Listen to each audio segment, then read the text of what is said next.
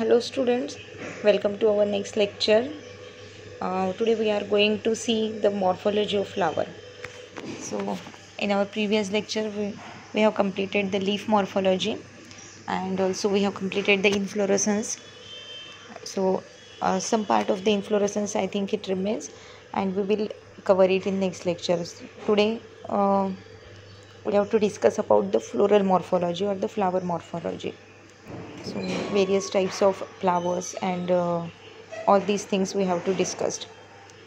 Okay, so what is flower? Flower, it is highly modified structure. It is a condensed shoot or it is a reproductive shoot for sexual reproduction.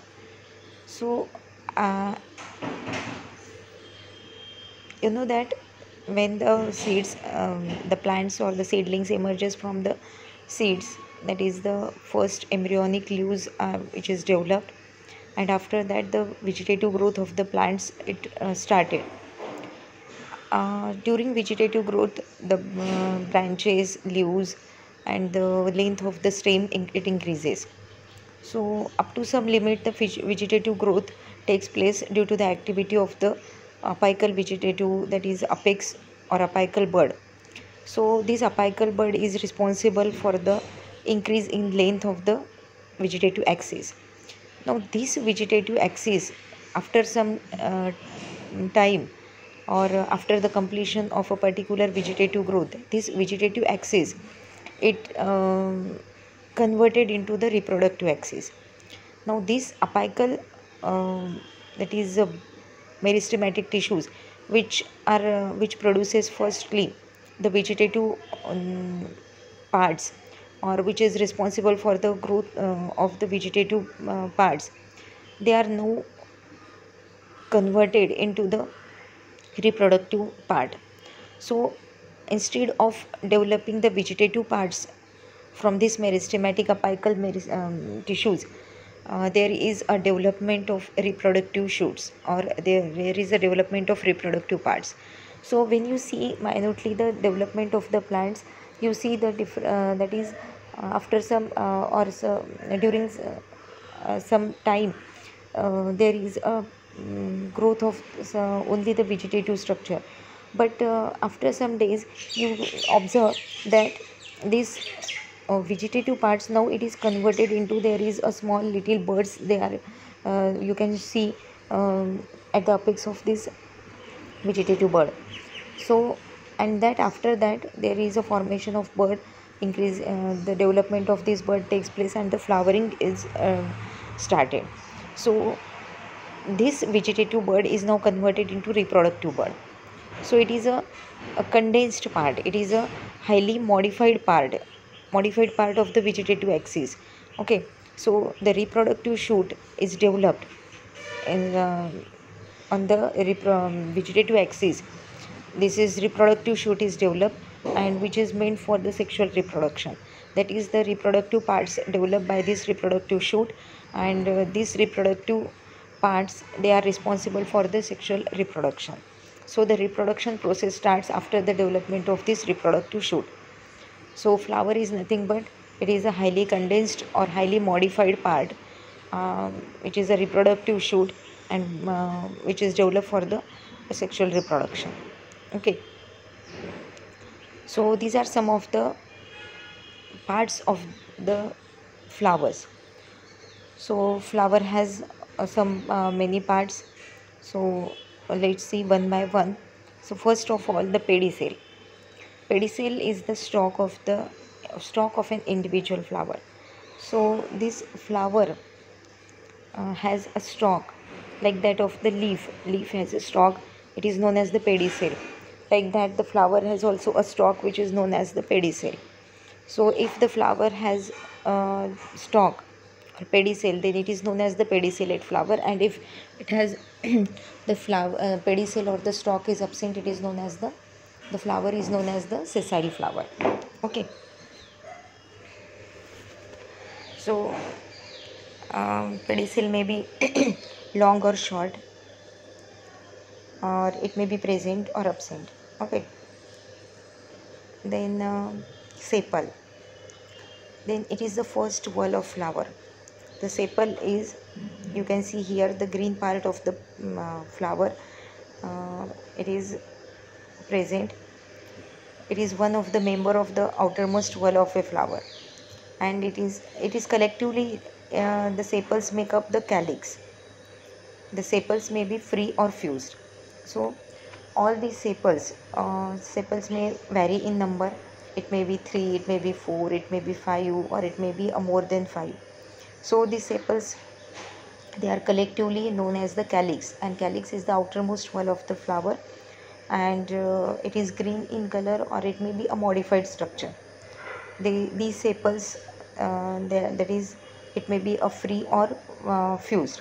So according to the nature of these sepals, that is, if it is free, it is known as polysepalous, and when it is fused, that is, the sepals, they are attached with each other to form a cone like structure, or to form a single that is fused structure, that is known as the gamosepalous structure. Okay.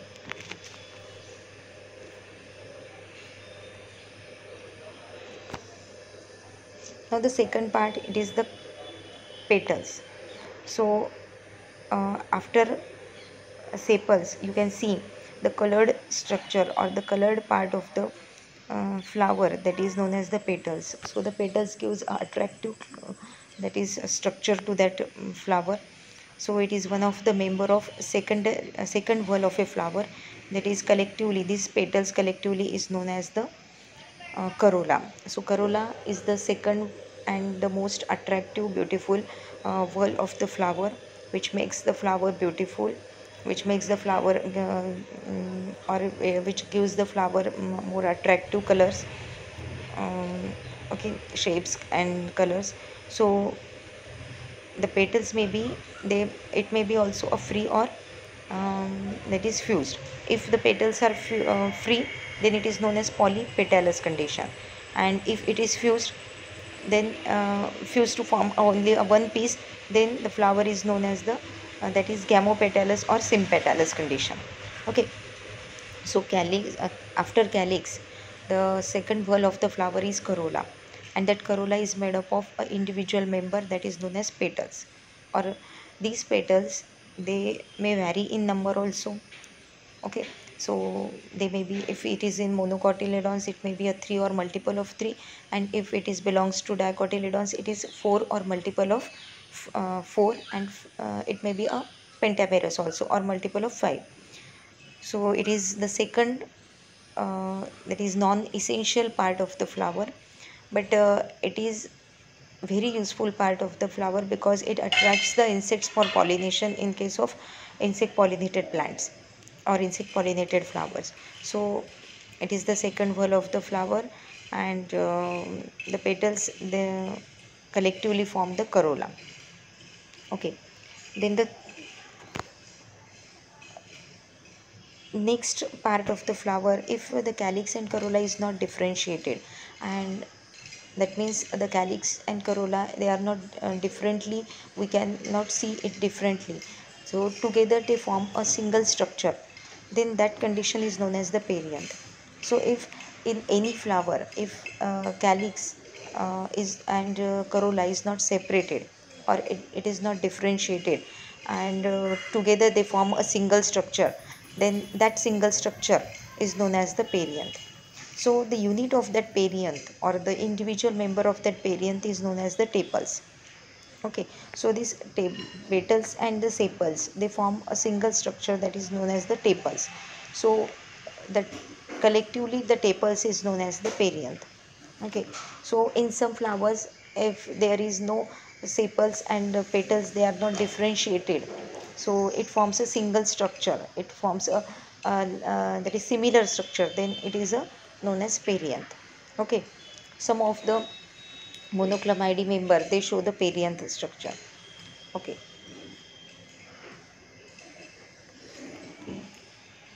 so if you see that the flowers in this picture, you can see the hibiscus flower, which shows a long stalk, that is a pedicel. So it is a pedicellate flower. But in case of Acanthus flower, you can see the flowers are directly attached to that stalk, the reproductive stalk. It has no stalk, or it is no pedicel is absent. Okay, it is a without flowers without a pedicel, and that flower is known as the stalkless flower, or it is known as the sessile flower. Okay, so if you see the stalk of the flower or the pedicel of the flower, then you write while describing the flower, to write about this flower is pedicellate flower, and if the pedicel is absent, then you have to write the sessile flower. Okay, so flower, like a vegetative shoot, may develop in the axil of small leaf called bract. Such flower is called bracteate flower. So flowers arises from the nodal region of the stem, or the part of the stem from which the flower arises. At the base of that flower, there is a formation of, or there is a presence of a small leaf-like structure on both the sides of the base. So like that of the leaf, and leaf also has a stipules at the base of the leaf. You can see the leaf like needle like structure at the two sides of that base, that is known as the stipules. Like that of the stipules, flower has also a similar structure, that is similar vegetative or a small leaf like structure, that is known as the bracts. So if the bracts, they are present at the base of the flower, then that flower is known as the bracteate flower. And if it is not present, or the bract is absent, without bract, the flower which is without bracts, then it is known as the ebracteate. So the symbol for the bracteate flower is Br, and the ebracteate is EBR. So it is a small form or a short form. When you describe, or when you further when you write down the formula, floral formula, then you will have to use these types of symbols to that is or to um, symbolize symbolically you can differentiate these flower parts. Okay, so if the flower has bracts, then it is bracteate, and if the bract is absent, then it is ebracteate flower. So without bracteate or ebracteate flower, it is produced on stalk called pedicel, and the flower with the stalk is called pedicellate or stalk flower, and flower without stalk is non-pedicellate or sessile flower. Okay, so these are some of the terminologies we are will use, or we have to use while describing the flower. So first of all, so flower having the pedicel or not, and the bracts or not. So if the pedicel is present, then pedicellate. If it is not present, it is sessile. And if the bracts is present, then flower is bracteate, and if the bract is absent, then it is abracteate. So these are the some terminologies you have to remember that. Okay, so you can see here the bracteate flowers and the ebracteate flowers. So some of the examples of bracteate flowers, the flowers having a bract, a small leaf-like structure subtending. So in case of the Nyctanthus, or you can see here the bougainvillea. So this bougainvillea, it shows a colorful bracts. So the colorful parts which you can see in the figure, that is a purple part, it is not a petals, it is a bract. So colorful bracts, they are present in this plant. So it is a bracteate flower. This rose plant also shows the bracts at the base of the pedicel. Then this mimosa flower, it doesn't show any bracts, so it is a ebracteate flower. Okay, so the flowers without bract. So there are a lot of examples you can see, that is flower is pedicellate or sessile or bracteate or abracteate. So here you can see the bougainvillea, that is there is a specialized bract is present, that is a colorful bracts are present, and these bracts gives it's a attractive that is features, or due to the bract it looks attractive. Okay, and due to the dark, or due to the attractive color of these bracts, the insects, they are attracted towards that flower. So this is not the petals which gives its attractive look, it is a bract. So it is a specialized bract or modified bract in this bougainvillea. You can see here the in next picture you can see the bracts, then the flower structure, all here the labeling parts you can see here. Okay, so these bracts is like that also. That is what is a small leaf like structure is like small leaf like structure, or it may be a most beautiful attractive petal like structure. So it is a petaloid bract in case of bougainvillea. Now you can see here the number of bracts they are present at the lower side of the um, flowers. So it is present at the uh, it is not present, that is the at the base there is a presence of bract, but also you can see the bracts are present just below the thalamus. So where the floral whorls they are present, these bracts they are present just below it. So it forms a involucre, or it is present all around that floral parts or around that thalamus. So the whorl of bract that is surrounding the peduncle means it is a reproductive axis. So these bracts, this involucre of bracts, or the number of bracts when it covers all the peduncle, it's surrounding the peduncle, then it forms a involucre. So it is known as the involucre of bracts. This type of bract is present in the sunflower. So it's sunflower family. So it is present in the Asteraceae or Compositae family. So this type of bract you can see also here in this type of plants. Okay. Also you can see the this involucre of bracts, that is it is a compound umbel type of inflorescence. It is coriander, that is example. You can see here the base, or at the base of all these that is stalk, this involucre, you can see here the base of all the pedicels, sorry, all the peduncle, and also individual, that is branch, also shows the involucre of bract. So at two sides these bracts are present. So at each peduncle, each individual peduncle, it is a compound umbel. So individual umbel, it forms a bract, or there is a presence of bract. And also this compound, all these pedicels where they are joined, or from where they are emerges, this point, at that point also you can see the involucre of that bracts. So at two sides this involucre of bracts or group of bracteole is present. Okay.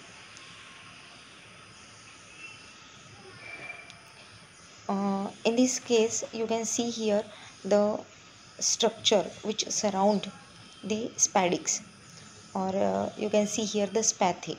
The spathe, like that of the in bougainvillea, this attractive, that is bract is present. Here also in arum plant also you can see the rod like structure, that is spadix, and this rod like structure is completely surrounded by a again a leaf like structure. So it is completely covered by this leaf like structure. It is also attractive in nature, and it also attracts the insects. Okay, so this flower, this spathe, is nothing but a bract. It is a large bract which completely enclosed the whole inflorescence. The spadix is nothing but the inflorescence, and this inflorescence is covered by this large bract. Okay, that is known as spathe. So various types of bracts you can see here. So the structure of bract varies. It may be a minute leaf like structure, or it may be a colorful petal like structure, it may be a sepal like structure, it may be a spathe like structure also. So variety of structures. Here a petaloid bract that is present in this bougainvillea. So this bougainvillea, when you see the flower, this white color you can see here in the picture is a flower, and that colored part is the bract. So when a large bract of flower is greater than the size of flower, then it is of various color. So the bract size is larger than that of the flower size. Okay, so this type of bract, which is petal like, then it is known as the petaloid bract. Now see the complete flower structure. So what do you mean by complete flower?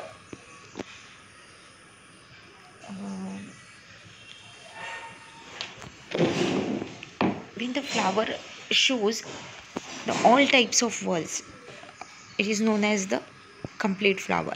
That means if the flower has four whorls: calyx, corolla, androecium and gynoecium. So calyx and corolla we have seen here. Now the reproductive part of the flower, that is male reproductive part, is androecium, and the female reproductive part, that is the gynoecium. When calyx, corolla, androecium and gynoecium, all the four whorls they are present in a single flower, then that flower is known as the complete flower. You can see here the structure, that the you can see the peduncle or pedicel, then receptacle, that is the receptacle is a part on which all the whorls they are present. Okay, so you can also known as the thalamus. Then you see the outermost wall, that is sepals, or you can see the calyx. Then after calyx you can see the petals, that is corolla. After that androecium is present, that is the stamens. You can see here the androecium is made up of stamens. The unit of androecium is stamen. The stamen is made up of filament and anther.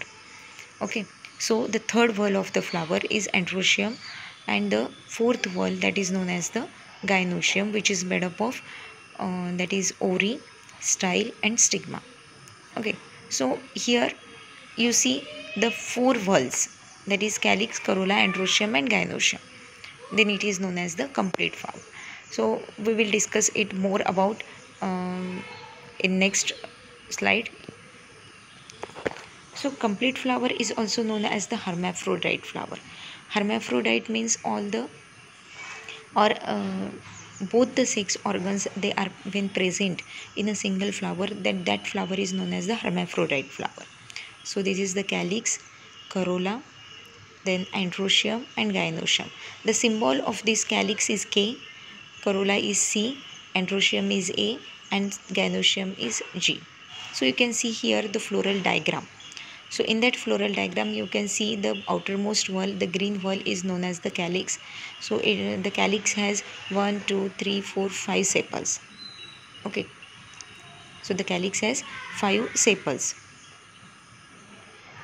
And inside the calyx there is another circle which is purple color structure, and that is known as the corolla, and that corolla is made up of 1, 2, 3, 4, again 5 petals.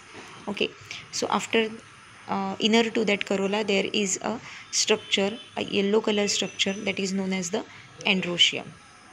Okay, so the 1, 2, 3, 4, 5, 6. So 6 androeciums or 6 stamens they are present in that flower. Okay, then gynoecium. Gynoecium is a single structure. Okay, so this that is the uh, dissection or the tiers of ovary you can see here. So in this type you can draw this floral diagram to show the presence of calyx, corolla, androecium and gynoecium in that flower.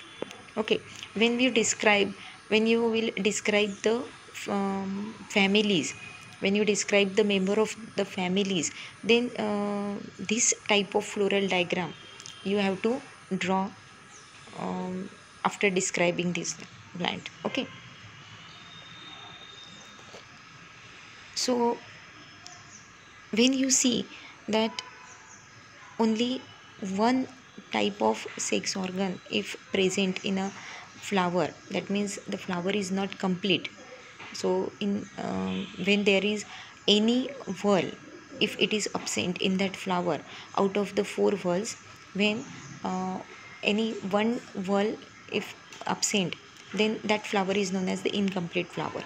And if the regarding the sex organs, that is in between the androecium and gynoecium, when the only the androecium if present in a flower and gynoecium is absent, and in another flower if only a gynoecium is present and androecium is absent, then that flower is known as, if only the male part or the male whorl, male reproductive part is present in flower and the female reproductive part is absent, then that flower is known as the staminate flower, because the male reproductive part, that is the androecium, which is made up of stamens, and only the stamens are present, then it is known as the staminate flower.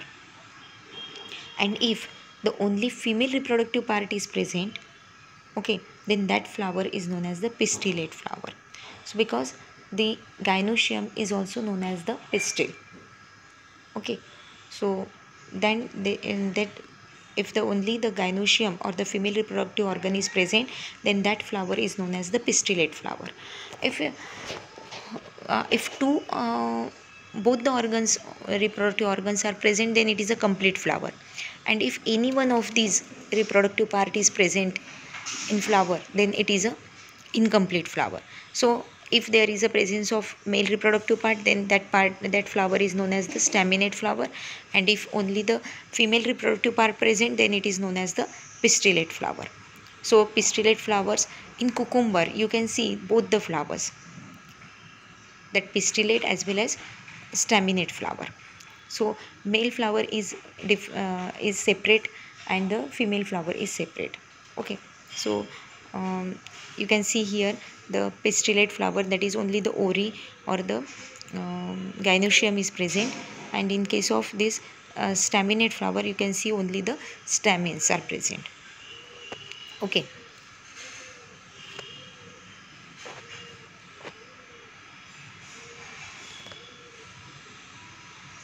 So these are some of the examples which shows the unisexual flowers. That means unisexual means only one sex is present, that is when the flower is incomplete. Okay, incomplete means only one sex organ is present, either it may be a pistillate or either it may be a staminate. So this flower is also known as unisexual flowers, and if both the sex organs is present, then that flower is known as the bisexual flower or the complete flower. So in case of unisexual flowers, you can see the monoecious and dioecious flowers.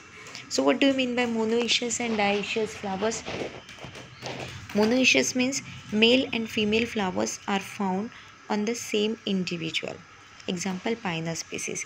If a single plant which shows the flowers, that is unisexual flowers, that means both the staminate flower and the pistillate flower, they are present on a single plant, then that type is known as the monoecious type. In case of pinus species, so both, that is the male flower and the female flower, they are separately present, but they are present in a single plant. Okay, so the single plant shows two types of flowers, male, that is staminate, and female, that is pistillate flower. Okay, but in case of dioecious plants, male and female flowers are separated on different individuals. So the different plants shows the different, that is flowers. So the male flower is present in one individual and the female flower present in another individual. So in case of papaya, the male, that is plant, is different and female plant is different. So it is not a single plant. Both the flowers, they are present on different individuals. So that condition is known as the dioecious condition. Okay, this is the dioecious condition.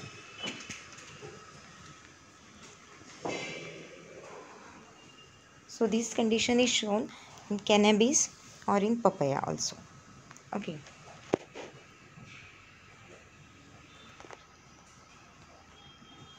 Now here you can see the flowers without a calyx and corolla differentiated. That is, we have seen earlier that when the calyx is and corolla is not differentiated, we are not separated, we are not see them separately, then that part is known as the perianth. So if a single structure you can see in the flower which shows both the that is structures, that is both the structures merges to form a single structure, then that is known as the perianth, and the unit of that perianth is tepals. So like that of the calyx, the unit of calyx is sepals and the unit of corolla is petals. So here the unit of perianth is tepals. So the tepals may be a green in color, or it may be a colorful petal like also. So if the tepals they are colorful, then it is known as the petaloid tepals, and if they are calyx like structure or sepal like structure, they are green in color, then it is known as the sepaloid tepals. So it depends on how they are present, how they are look, how they look. Okay, now let's see the symmetry of flower. These are some of the issues as so some of the terminology, some of the informations regarding the flowers. When you describe, you are going to describe now the flower of number of families. So the when you that is study the any one member of the that family, you have to describe all these structures. So that's why these terminologies you have to remember that. So before we are going to start directly the description of families, you must have to know these, how to describe it, what are the structures they are present in that particular plant, and what are they or what are the terminologies they used for, while describing these structures. So first of all you have to aware all these things, and then only you will have to uh, you will you can describe these plants. Okay, so this is the flower symmetry. So what is symmetry? Symmetry is the how the structure, how they are arranged. So first symmetry is actinomorphic symmetry, or it is also known as radial symmetry, and the second one is the zygomorphic or bilateral symmetry. So when you symmetry means when you uh, see now, or when you cut the flower at any angle, and if you got the two similar holes, then that symmetry is known as actinomorphic symmetry. In the first flower you see the structure of petal is similar, they are symmetrically arranged. That's why when you cut these flowers into two holes at any direction, at any plane, then you see the similar two structures, two similar two holes. So that type of symmetry is known as the actinomorphic symmetry. And if uh, two holes, two similar parts only you can get after cutting that plant in only at a particular plane, at a particular direction, then and then only you can get the two similar holes, then that symmetry is known as the zygomorphic symmetry. If in the second picture when you cut it at the diagonally, when you cut it the that cut that leaf at the center, then only you can get the two holes, two similar parts. But when you cut at in different angles, then you cannot get the two similar parts. So when only one plane, at only one plane they forms a that is similar structure, similar parts, two holes, then that symmetry is known as the zygomorphic or the bilateral symmetry. Okay, so while describing the flower you can also describe its you have to also describe its symmetry also. So after looking the flower, whether it is actinomorphic or whether it is zygomorphic, it depends on the structure of that flower. Okay, two types of symmetry it is present, that is actinomorphic and zygomorphic symmetry. Okay, So you can see here this picture shows the directions or the planes, or at any plane. You can see here the 1 2 3 4 5 at any plane. You can see here the or you can got the or you can get the similar walls. So it is actinomorphic or radial, or it is also known as a regular symmetry. When the flower is divided by any vertical plane into two equal halls. Okay, so this flower, when you divide it by any vertical plane or any direction, then you get the two equal halls. Then that symmetry is known as the actinomorphic symmetry or radial symmetry or regular symmetry. Here you can see the zygomorphic symmetry. Only one plane, at only one plane you got the two similar halls. So, or it is also known as the bilateral symmetry. um, that is when flower is divided into two equal halls only by one vertical plane. Okay, so like opposite to that of the actinomorphic, it is only when you divided only at a particular direction or particular plane, then and then only you have to get the two equal halls. That is the bilateral or the zygomorphic symmetry. Then if the flower cannot be divided into equal halls from any plane, at you cannot get the two similar parts or two similar halls at any plane, then that symmetry is known as the asymmetrical or irregular symmetry. Okay, so these are the some type of symmetries uh, about the flower, this arrangement of its flowers. So let's have a look on the floral whorls, that is non-essential and essential whorls. Floral whorls, there are four floral whorls present in the flower, that is calyx, corolla, androecium and gynoecium. Out of these four, two are non-essential and two are essential. Two are essentials. So what do you mean by non-essential and essential? Why it is known as? Because all the whorls, they are required or they are useful for the flowers, but this terminologies, that is non-essential and essential, is used for the sake of to to know or to tell about the reproductive, that is whether they are essential in reproductive point of view. So non-essential means calyx and corolla, these are the two whorls. They are not directly participated in the reproduction, hence they are known as the non-essential.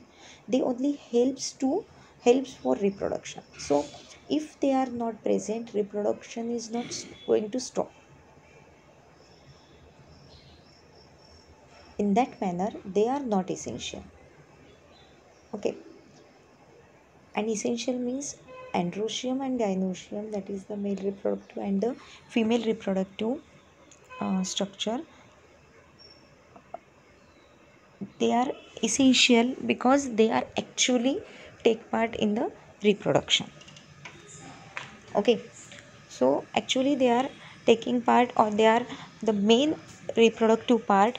uh, by this part the reproduction takes place, the fertilization and all these things, they are that is going on in this reproductive part, and hence in that manner they are known as the essential whorls. Okay, so the calyx, corolla, androecium and gynoecium, they all are important and essential or useful for the flowers or for the plants, but in the reproductive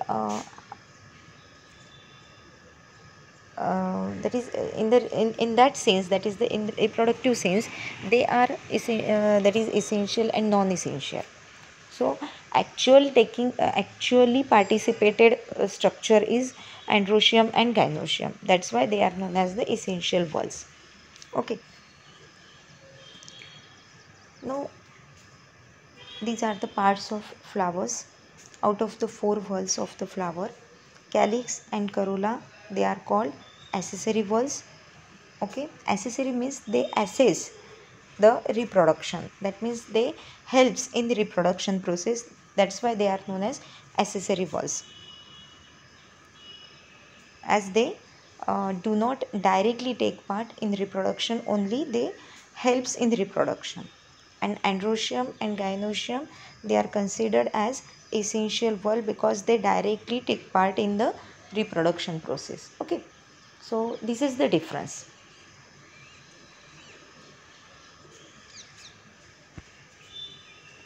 So here you can see the now how these 4 whorls they are inserted on the thalamus. So the insertion of floral leaves or floral whorls on the thalamus, on the receptacle, on the basis of that, so there are 3 types of flowers, that is hypogynous, perigynous and epigynous. So let's see what is hypogynous. In the first figure you can see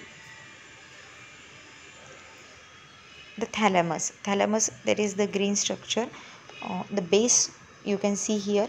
So that base, on that base there is a arrangement of these 4 whorls, that is calyx, corolla, androecium and gynoecium.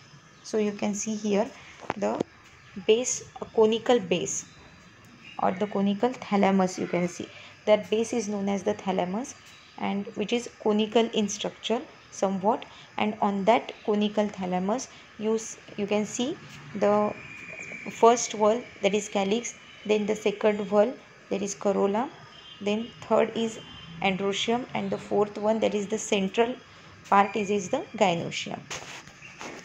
So this calyx, here you can see here the gynoecium, that is, so while describing these types of flowers you have to focus on the gynoecium. So considering the gynoecium, all the four whorls or all the 3 whorls except the gynoecium, all the 3 whorls, the position of all the 3 whorls according to the gynoecium is how it is present. It makes this flowers, that is types of flowers. Okay, so this ori, you can see the ori of that gynoecium. This ori is directly, that is present on the thalamus. Okay, so after you can see this ori, position of that ori. So in all the 3 types of flowers you concentrate on the position of the ori. You have to concentrate on the position of ori. So according to the position, that ori, it may be a superior or it may be a inferior or it may be at the same level. At same level of what? When all the 3 whorls, that is calyx, corolla and androecium, according to that 3 whorls, remaining 3 whorls, the position of ori is what is the position of ori? That means whether it is present superior to the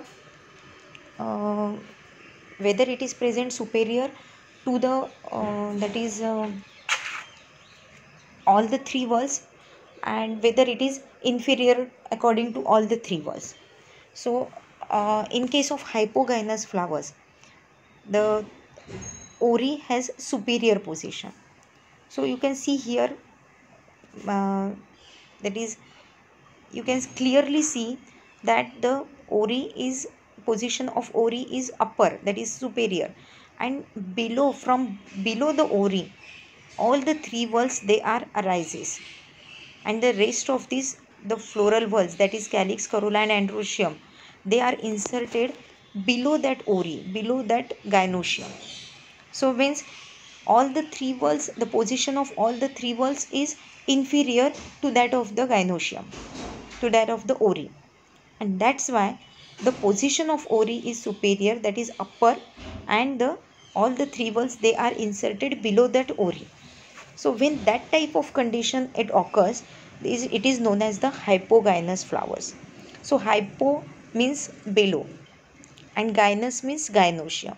So below the gynoecium, that means all the three whorls, they are present below the gynoecium, and obviously the position of gynoecium is superior. So when the ori is superior, then that type of flower is known as hypogynous. So here you can see hypo, that is below the gynoecium. Below the gynoecium, wo is below the gynoecium. All the three whorls, they are present below the gynoecium. Hence, the position of gynoecium is superior. So in that type of flowers where the position of ori or position of gynoecium is superior and all the three whorls, they are inserted below that gynoecium, then that condition or that type of flower is known as the hypogynous flower. Now here the second type, that is the perigynous. In perigynous, you can see the thalamus is just a cup like structure. You can see in the B and C structure. So the thalamus is cup shaped. So it is more prominent in C figure. So this thalamus, as in hypogynous flower, the thalamus is somewhat conical in structure, but here it is a cup shaped structure. Cup, or you can see the saucer shaped structure. In the figure B it is cup shaped, but in the figure C it is saucer shaped structure. बशी म्हणतो आपण त्याला. Okay, so the ori has, in that case, the position of ori is neither superior nor inferior. Ori has half superior position and half inferior.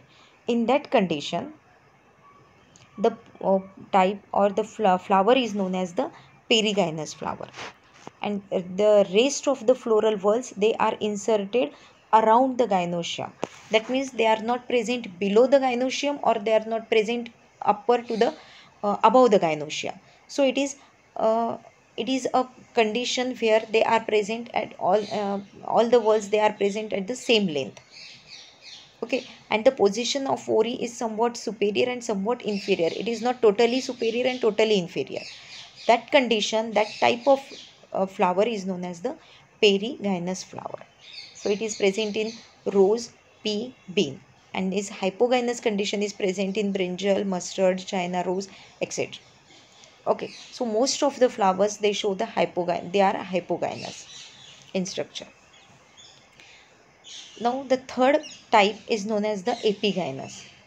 So this thalamus, in case of epigynous, epi means it is opposite to the hypo. Hypo means below and epi means above. That is above the gynoecium. Here all the whorls, they are present above the gynoecium. That means the position of gynoecium is inferior, below that of the whorls. Okay, so if the position is inferior and all the whorls, position of gynoecium is inferior and all the three whorls, that is calyx, corolla and androecium, they are present above the gynoecium, then that condition is known as the epigynous condition or epigynous flower. So thalamus is somewhat, it grows upwards, enclosing the ori completely. The thalamus encloses the ori completely, and ori has an inferior position, and the rest of the floral whorls, they are inserted above the gynoecium. Here you can see the D figure. You can see the ori, that is they are enclosed by a thalamus, and at the rim of the thalamus you can see the remaining whorls, that is calyx, corolla and androecium. Okay, so this condition is found in sunflower, guava, datura also. Okay, so there are three types of flowers according to the position of the ori and all the three whorls. You that is the three types of flowers. You can see hypogynous, perigynous and epigynous. So this type of flowers you have to describe while when you describing the families. Okay, so this is the about the some of the part of the floral whorls. Okay, so today we have to stop here. So just in this lecture we have seen the different types of whorls of flowers, then the parts of flowers. So what are the terminologies they are used to describe these parts of the flowers. Then uh, three types of flowers we have seen here. Okay, so essential, non-essential, whorls of the flowers, symmetry, how to describe the symmetry of their flowers, various types of symmetry, that is actinomorphy, then zygomorphic and irregular symmetry is present.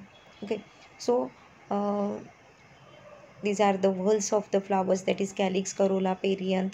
What is complete and incomplete flowers, unisexual, bisexual flowers, then how the pistillate and the staminate flowers we are described. Okay, so various types of bracts we have seen in these lectures. So when you see, when while you describing the families or describing the plants, when you see such type of structures in that plant, then you have to mention these terminologies, these things. So that's why you have to know all these things properly. Okay, and you have to remember that things. Okay, without remembering, without knowing the morphology of all these plants, or all these parts of these plants, then you cannot describe these plants properly. Okay, so this is about the morphology, first part of the morphology of flower. The next part of this flower morphology we will see in next lecture. Okay, so this is the end of lecture. Thank